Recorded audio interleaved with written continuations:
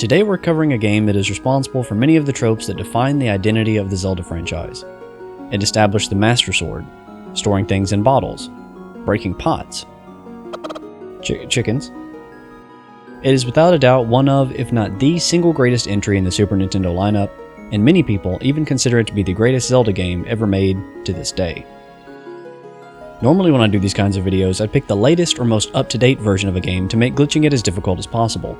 And for A Link to the Past, that would be the 2002 Game Boy Advance port, which patched a ton of bugs and added several quality of life features that kind of make it the definitive version of the game. And yet, that version has never been re-released in any form, while the original SNES version of A Link to the Past got ported to the Wii, the Wii U, 3DS, the SNES Mini, and now the Switch. So with that in mind, I'm going to break convention and cover the original, since that's the version that Nintendo apparently really wants you to play. Makes no difference to me. Let's break The Legend of Zelda, A Link to the Past.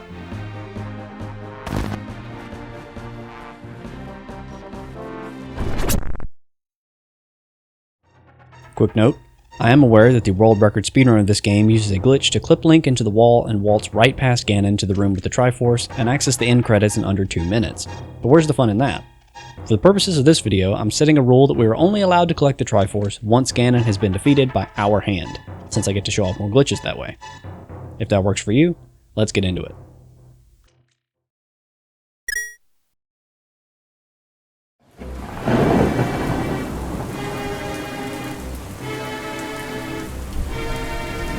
When you first get control of Link in his house, hop out of bed and make sure to grab the lamp before leaving. Normally if you miss this item here, you'll have another chance to pick it up in the castle sewers when rescuing Zelda, but we won't have that luxury in this playthrough. When you make your way outside, it will be raining, and Hylian guards will be blocking every screen transition other than the ones that lead to the castle, where you'd eventually find the starting sword and shield, meaning you'd have no choice but to go there. But by using a glitch, we can actually get Link out of bounds within this very first screen, unlock access to all of Hyrule immediately, and skip the sword altogether. To do it, place Link against the diagonal wall directly south of his house. You'll need to press down for 1 frame, then up left for 1 frame, then down again, alternating back and forth until you clip into the wall. Obviously, issuing frame-perfect inputs in a 60 FPS game time and time again in a row like that would be impossible for a human, but I've got a trick we can utilize. It's called select buffering. By pressing the direction you want to move and the select button at the same time, the pause menu will pop up, interrupting Link's movement after a single frame. Well, ideally. The goal is to have Link standing on this specific pixel within the wall, so I'll pause here a moment to give you time to kind of register it in your head. Once you're embedded in the wall a few pixels, you can safely use any of these directions to actually make it to the proper spot, as long as you don't use the same direction twice in a row. Hit that magic pixel, then make your next select buffer a diagonal down left movement, and Link should pop through and end up on top of the cliff. This is known as a citrus clip, and it's one of the harder glitches to pull off because we have no items to work with yet. The future clips in this video will be less difficult as we collect more equipment. Make sure you're as low on the screen as possible without transitioning to the screen below, then walk to the right, and leap off of the cliff to fall out of the screen and behind the guards. Just walk right to transition to the next screen, and leap off the top to end up on the other side of the guards with all of Hyrule at your disposal. Sword skipped.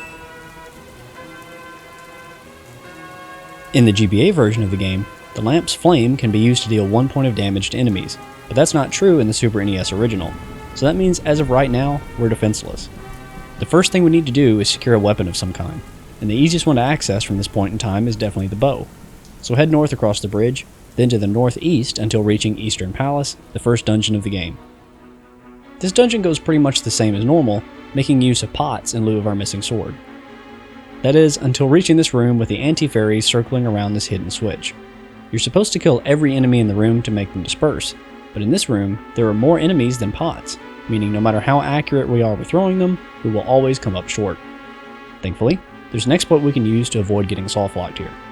Instead of taking every enemy out one by one to make the anti-fairies scatter like you're supposed to, you can intentionally take damage from an enemy while standing close to them, and then use the iframes from the hit to quickly walk inside of them, lift the pot, and press the switch, spawning the chest with the big key. Speedrunners call this specific exploit Big Key Skip, not because we're skipping the big key, but because we're skipping the puzzle that's normally required to obtain it. Grab the key, then proceed ahead to open the big chest for the bow. Things should be significantly easier now that we have a reliable way to deal damage. Well, provided that we keep an eye on our ammo count. It takes at least 18 arrows to kill the final boss of the dungeon, assuming that you never miss. So as long as you have at least that many going in, you should be fine. Or you could miss, run out of ammo mid-fight, and be trapped inside the room with no way to kill them, but let's not think about that.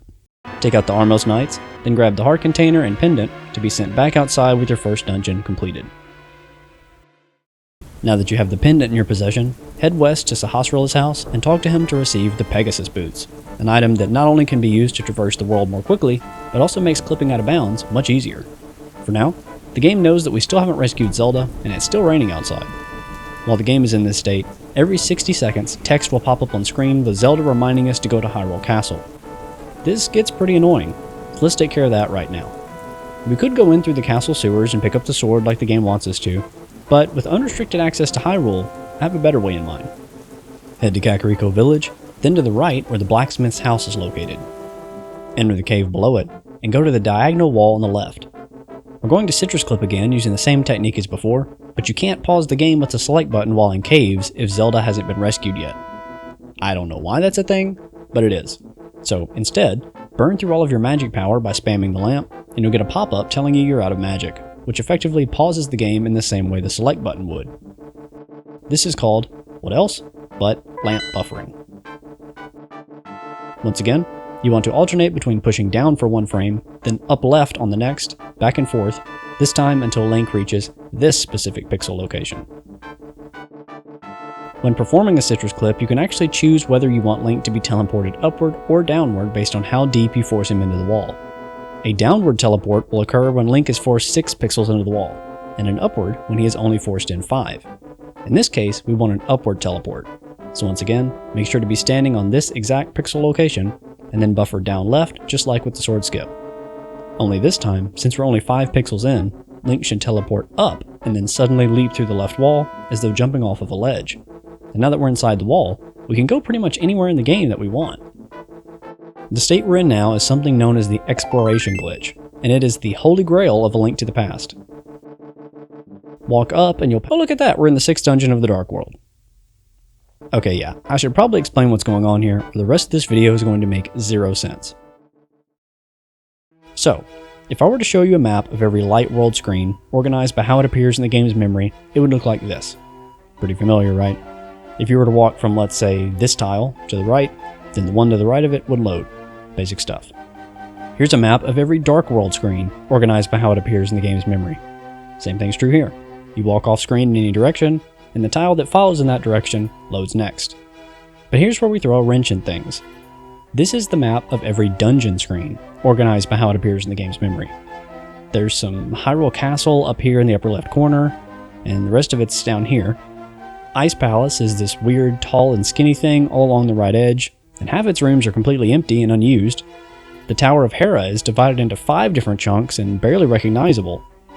Point being, the developers organized the dungeon tiles into these arbitrary puzzle pieces and placed them wherever they had to in order for them to fit into the game's memory. To compensate for the fact that dungeons are broken into these seemingly random chunks, the doors in each dungeon work like portals. When you go through a dungeon in a normal playthrough, you're actually being teleported all over the map without even realizing it. And this is where the exploration glitch comes into play. We're inside the wall right now, and won't be going through doorways at all, so these underground tiles are behaving like overworld tiles. Check it out. Cave tiles are stored all the way at the bottom of the map, and this one is the cave in Kakariko where we use the Citrus Clip to get out of bounds. If you were to walk up from this tile, you'd run into 3 empty unused rooms, then hit the Misery Mire screen that we're in right now. So using this map, we can see that by going 3 tiles left and 4 tiles up from the spot we're in right now, we'd end up inside the tile where Zelda is being held prisoner. Perfect. But we can't rescue her right away because the game still thinks we're at the wrong elevation, and until we fix that, doors aren't going to act like doors. We're also in this weird state currently where we phase through interactable objects and enemies, so we need to fix that too. Luckily for us, the tiles immediately to the right of Zelda's prison have solutions to both. First of all, make your way 2 screens to the right and leap out of the wall into a bottomless pit. Anywhere's fine really. By avoiding out once and respawning back inside the wall, we fix the collision issues with objects and enemies ahead of time so that it won't be a problem when we're trying to save Zelda. Now go back 1 screen left, and then 1 screen up, to the room with the staircase and the small key door. by walking through the wall around to the top of the stairs and then climbing down them, the game treats it as us walking up them, so we end up back on top of the lower floor like we're supposed to be, and doors function as advertised once more. Now climb back up the stairs as intended to unlock the small key door that leads to Zelda's cell. What's that, you ask? Where did we get a key? Okay, this is the result of another completely separate glitch. Whenever you enter a cave, the game gives you 255 small keys and then takes them all away again when you leave. That's not a joke, that's intentionally how the game was programmed. It has to do with the address that stores Link's key count being set to -1 temporarily to let the HUD know to hide the key count while within the current dungeon, because the current dungeon is actually a cave. But small key doors treat caves as the same as dungeons, because caves aren't supposed to have small key doors. And so when Link tries to open one up, the game checks the key count value, but it reads the -1 stored there as 255 because it's stored as an unsigned value, and... Okay, look, it's never good when we've gone so deep to have to talk about unsigned values. Just trust me when I say that math is dumb and fake, and from this point on in the video, we will effectively have infinite small keys. Cool? Cool. Go down the spiral staircase and then down the next one to end up in the room with Zelda's cell. Using the bow that we're not supposed to have, we can easily take out the ball and chain knight to pick up the big key that he drops. And for those of you wondering why I went to all the trouble of glitching out of bounds and jumping into holes and walking through walls to get here, instead of just going through Hyrule Castle normally, this is the reason. The thing is, there aren't actually different big keys in A Link to the Past. It's really just the same item placed in multiple locations, and whenever you pick one up, the game registers Link as being capable of opening big locks while within his current dungeon, wherever that might be. But remember, we never actually properly entered Hyrule Castle. The game still thinks we're inside a cave. So when we pick up this big key, the game will register Link as being capable of opening big locks within caves, which is also something caves aren't supposed to have. What this means for us is that whenever we use the exploration glitch in the future to clip into the walls from inside a cave, any cave, we can walk through walls to any big chest in any dungeon and get its item for free. A Link to the Past speedrunners call this phenomenon a cave state, but I guess in a roundabout way, you could also call this specific use of the glitch Big Key Duplication. From here, unlock Zelda's cell and talk to her so that she begins following you. Then, assuming you haven't taken damage from the enemies in this room, you can clip back through the wall again by using the Pegasus boots to bonk into the chest. Yeah, the game still isn't exactly in a normal state. Could you tell? Now by going right one tile and going up until the screen goes dark, going right one tile and then going up again, you will eventually hit the Sanctuary, and the cutscene will begin playing as though you just stepped out of a secret passage, with the game flagging Zelda as being saved. Don't mind the fact that she's halfway in the wall, she's good, she's fine. By holding right, you will leap out of the wall, but pause the game with select before you hit the ground. Save and quit, continuing from the Sanctuary we just unlocked. By not allowing Link to hit the ground, we've primed an easy reactivation of the exploration glitch. Feel free to grab the heart container out of this chest, and then make your way back to Kakariko. But don't use the Pegasus boots to get there. If you accidentally bonk on anything along your way, this glitch will be ruined. Once again, make your way back to the cave underneath the blacksmith's house, then by using the Pegasus boots to bonk into a wall, Link will fall through the floor, and the exploration glitch will be reactivated instantly. At this point, since we're back in a cave state, we could walk through walls and pick up any dungeon items we want, but all we really need is the Cane of Somaria. It's also the closest, being only 2 tiles up from where we are now. Go there, and use the staircase to get back in bounds, just like we did in the castle sewers.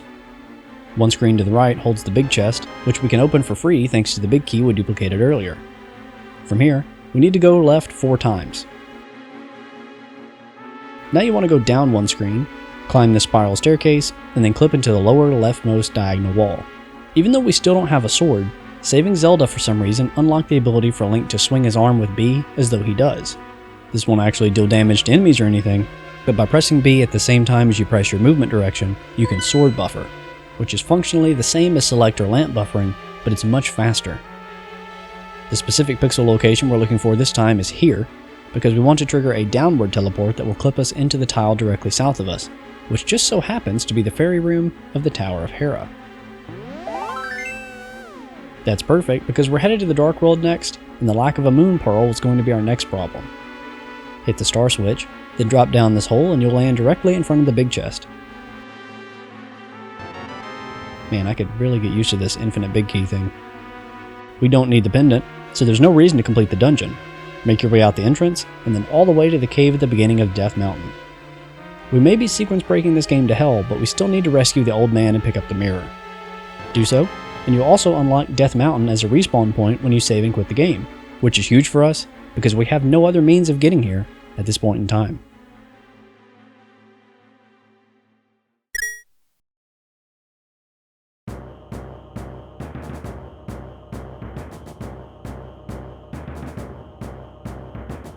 It's time to get the silver arrows. Normally, this would require finishing both Ice Palace and Misery Mire to trigger the big bomb to appear in the Dark World bomb shop for 100 rupees, which would then have to be taken to this cracked wall in the side of the Great Pyramid to blow open the cave with the Great Fairy, who will upgrade your arrows to silver. Obviously, we aren't going to be doing any of that. Instead, I'm going to teach you a new technique called a screen wrap, and we're just going to walk through the wall. The starting location for this glitch is directly outside of the old man's cave to the right, at the bottom corner of this diagonal wall. We need to buffer into this wall again, but all the techniques I've taught you so far are for citrus clips, which only work on left-facing diagonal walls, not right-facing ones. So, how do we clip into a wall that's facing the wrong way? The easiest way I know of is a method called dash buffering, and it works by pressing and holding B to hold out Link's sword, or in our case, empty hand. Then while keeping B held, you want to rapid fire mash right and A at the same time so that Link moves for one frame and the Pegasus Boots animation interrupts it over and over. Admittedly, this would be a lot easier if there weren't giant falling rocks here. Every time we get hit by one, it knocks Link back out of the wall and puts his hand away so that you have to release B and then press and hold it again. Extremely annoying. You want to do this as quickly as possible so that you limit the number of boulders you take to the head.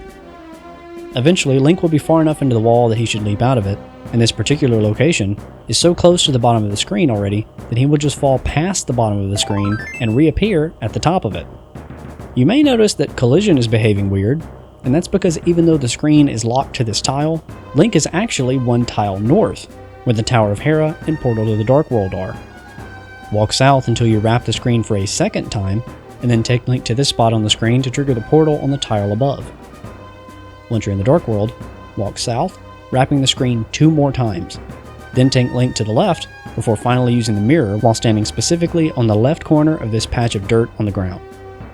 Now, you're probably wondering what in the world all that was for since we end up right back on the Light World and right back at the entrance to the Old Man's Cave. But, if you open the map, you'll see that we wrapped the screen south so many times, the game currently thinks Link is in Hyrule Castle, and so is the portal we placed with the mirror. Step back into the cave, and then back out to have the screen wrap corrected, but leave the portal we placed within the walls of the castle. Now we have to intentionally kill Link. We need to escape Death Mountain and respawn at Link's house, and the easiest way to do that is to repeatedly run into these... What are these things? Sandshrew? Sandshrew! Where are you? When you get to the Game Over screen, pick the top option, and then walk from Link's house north to Hyrule Castle's main gate.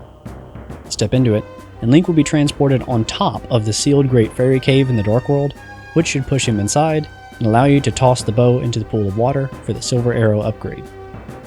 This glitch is called mirror displacement, and when combined with something that gets Link's coordinates out of sync with his current location, like the screen wrap we did earlier, it lets you place portals on locations they aren't normally allowed to go, even if that location is the inside of a sealed cave. That takes care of the silver arrow problem, but we still need a sword to defeat Ganon. And to do that, we're going to need to get to Kakariko Village from the Dark World. Run into a guard or something, and then pick the last option on the Game Over screen to respawn back at the Old Man's Cave. From here, climb to the top of the mountain as usual, and then use the portal to reach the Dark World. Afterward, jump back down to the lower section of the mountain and come to this corner. Once again, we're going to dash buffer to go through the wall and get out of bounds, but this time, to the left.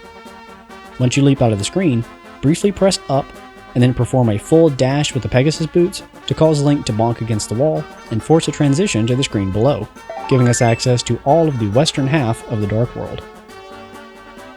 This glitch is known as Death Mountain Descent, and there are actually several ways to do this, but this is the one I find to be the easiest. While we're on the topic, I should let you know that there's also a glitch known as Death Mountain Ascent, which works the same way and allows you to clip through a wall in the Light World in order to go up the mountain instead. which provides access to Death Mountain and the Mirror without needing to get the Power Glove from Desert Palace at all. It's a bit harder, and for this particular playthrough it would serve no purpose since we already unlocked access to those by other means, but for the sake of being thorough, I thought I'd let you know it's possible. Once again, we have our sights set on Kakariko Village, or more accurately, the tile just below it. As I'm sure you know, this little frog here is the blacksmith that will upgrade the Master Sword into the Tempered Sword. He's trapped behind these dark skull rocks that require the Titan's Mitt to lift, which we don't have. However, with this next exploit, we can rescue him right now and finally get ourselves a sword. First, align yourself with the rocks, and then walk down until coming into contact with the diagonal ledge. Use the mirror here to go to the light world, and walk out of the portal to the left. Once Link stops flashing, walk back into the portal from the left, and spam the Y button to immediately mirror back on the first frame you enter the Dark World. This shifts the portal slightly left. Once again, take Link out from the left side, and then walk back in when he stops flashing. Then, in the Dark World, mirror back once more to move the portal even further left. This time, take Link out from the top, and then walk back into the portal. Once back in the Dark World, hold up until coming into contact with the Skull Rocks, and then use the mirror again. Finally, walk out of the portal from the top once more, and then back in again. Link is in a very precise position now, and this next step is by far the hardest part of the trick. If you're playing on an emulator, now would be a good time to make a save state. When you push Link against a ledge he can jump from, he will walk in place for exactly 20 frames before leaping off. This is what we want to abuse. In order to do this final step, you need to hold left for exactly 20 frames and then use the mirror on the 20th frame, the exact frame he jumps from the ledge. This will send you back to the light world, at which point you should touch nothing and wait to be sent back.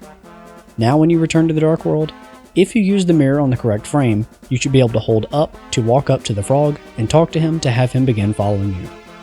You can now safely jump from the ledge at this point without losing him, and take him all the way back to his house in the light world. As a reward, he and his brother will often to strengthen our sword. Luckily for us, they're going senile and don't realize that Link has given them absolutely nothing.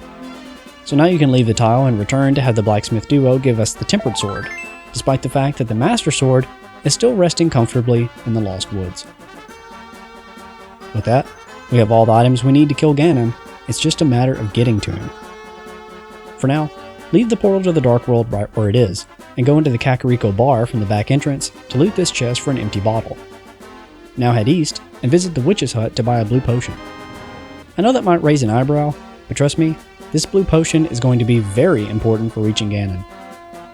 Head back to Kakariko with potion in hand, and use the portal we left behind to return to the Dark World. Then make your way north and into Skull Woods. We need very little from this dungeon, and for our purposes, the best way to enter is here by falling into this hole. Once you land inside, walk down to the bottom of this room, and then take the door to the right. I should point out now that we entered this dungeon normally, not from a cave state, so that means we don't have infinite small or big keys right now. Let's take a look at the dungeon tile map from earlier and talk about what this means for us. First of all, we're currently here. The big key for this dungeon is here, and the big chest that contains the fire rod is here. We don't actually need the fire rod to defeat Ganon, but it would make lighting the torches in his room a little easier, and it's only 2 tiles away, so we might as well grab it. The problem is that there's also a small key door in the way, and as I said before, our small key count is unglitched for the time being. We could leave the dungeon and enter it again from a cave to re-enable it, or we could collect a small key from somewhere in the dungeon like we're supposed to do, but both of those options are gross, and I don't like them. So instead, let's do this. Near the door at the top of the room, use the Cane of Somaria to place a block within the wall. Now step inside the doorway, moving Link as close to the transition to the next room as possible without actually passing through it. Next, pick up the block and tap down. Now throw the block, either left or right, allowing it to make contact with Link and push him further up and past the door transition. Now tap up, and you should see the screen scroll a pixel or 2 upward. Finally, make your way back down to the chest in this room and open it to find that it suddenly contains the big key, and then leave through the door on the right to find that it suddenly leads to the big chest. No small key required, despite the fact that we just clearly phased through a locked door. So, what just happened? This glitch is called a Somaria transition corruption, and it can be done on any door in any dungeon in the game. By allowing a Cane of Somaria block to push Link through a door instead of walking through it himself, the game gets really confused and kind of layers the rooms on top of each other, keeping the layout and collision of the original room, but giving it the properties of the second one. Case in point, the following room was supposed to have a chest with a big key in it, and its rightmost door was supposed to lead to the big chest. So when we corrupted the transition, those attributes got applied to this room, meaning the big key got moved to this chest, and the destination of this doorway became the big chest room. Like I said, this glitch can be done in any dungeon room in the game, and you can get yourself into some really weird scenarios by skipping rooms and moving the items and chests around. But admittedly, I'm mostly just using our current situation as an excuse to show this glitch off. Anyway, there's a hole separating us from the big chest right now, and the game wants us to go all the way around to the back of the room and pull a lever to open up a path to the chest from there. But why do all of that when we can just jump over the hole? By placing a bomb and then using the Pegasus boots to bonk into the wall just as it explodes, Link's feet will be off the ground, and the bomb will be able to push him over the hole. This is honestly one of the simplest and most convenient exploits this game has to offer, forcing Link to jump on command when and wherever in the game you might need it. And better yet, this glitch even works in real life. Remember, whenever someone doesn't do what you want them to do, just tell them you have a bomb. Alright, let's go kill Ganon. We obviously don't have all the crystals, so we'll need to glitch ourselves into his tower to reach him. This is where that blue potion from earlier comes in. Step into the door to the right, and get as close to the door transition as possible without actually stepping through it. Now, equip the blue potion, and drink it and hold right at the same time. Using a blue potion on the same frame that you cross the screen transition really confuses the game and makes the potion behave like the flute, bringing up the teleport menu. Select Warp Destination 5, and then when the menu closes, there will briefly be 2 copies of Link, and we will appear to be in the light world. There are 2 links for a moment because in a way, the fake flute teleport was both successful and unsuccessful at the same time. By moving one tile down, the screen will corrupt and become almost completely unrecognizable. The game is trying to load both the light world and Skull Woods at the same time, which causes the tile sprites to freak out, but despite how everything looks, we are definitely still within the Skull Woods dungeon. This game state, the A Link to the Past community calls Plaid World, for obvious reasons. Despite its trippy visuals, all we've really done is create an instance of the exploration glitch in which walls do not exist, and this will make entering Ganon's tower a breeze.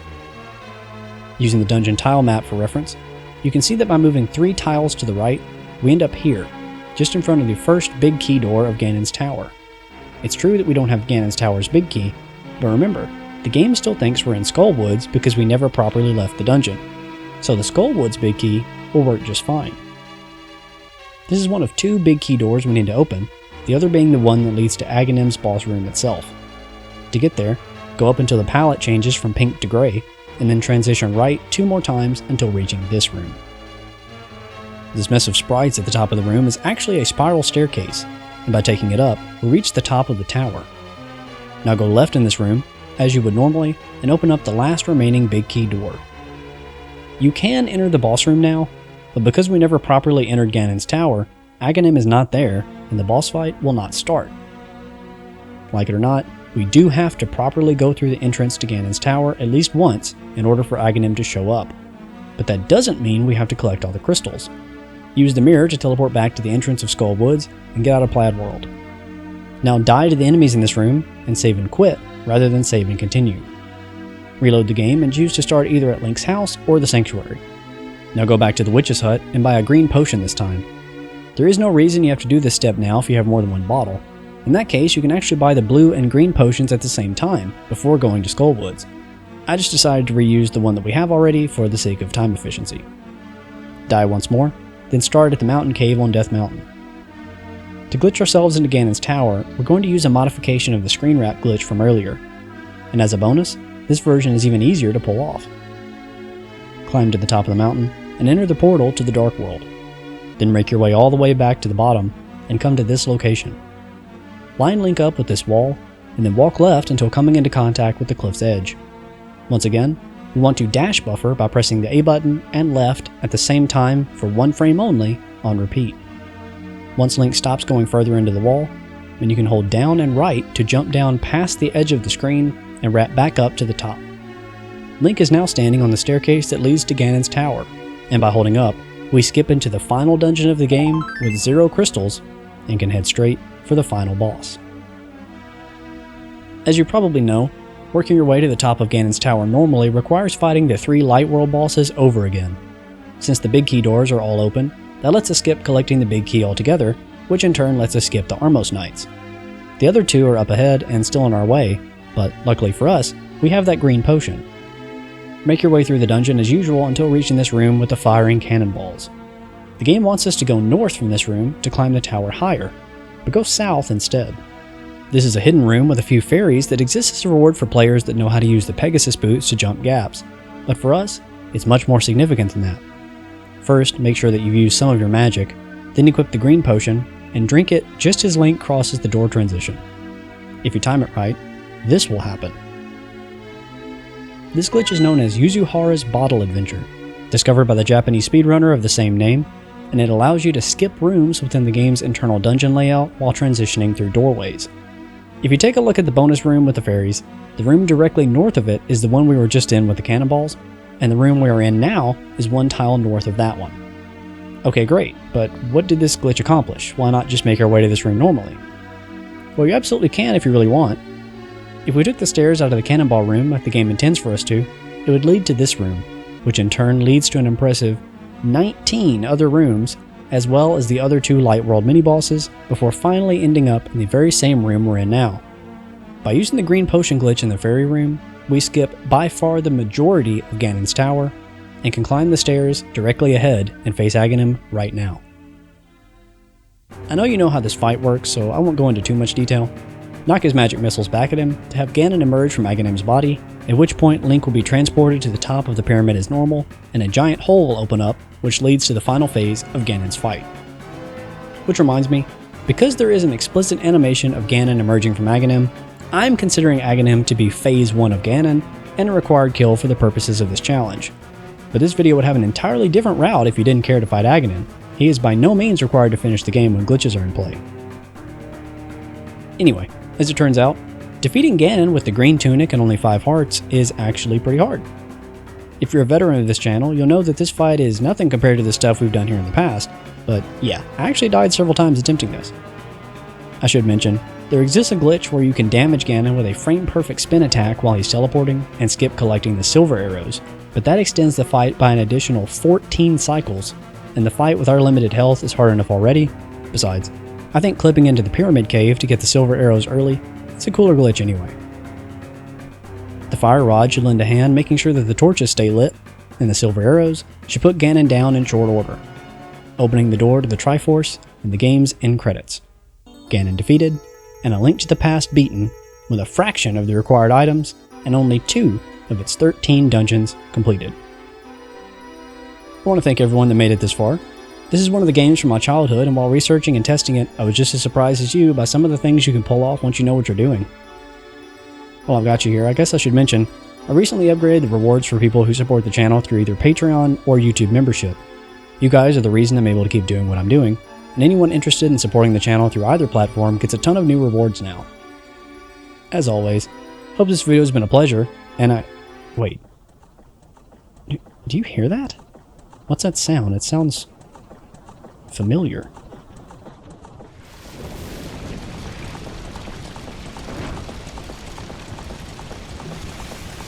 Ha ha ha ha ha ha ha ha ha ha ha!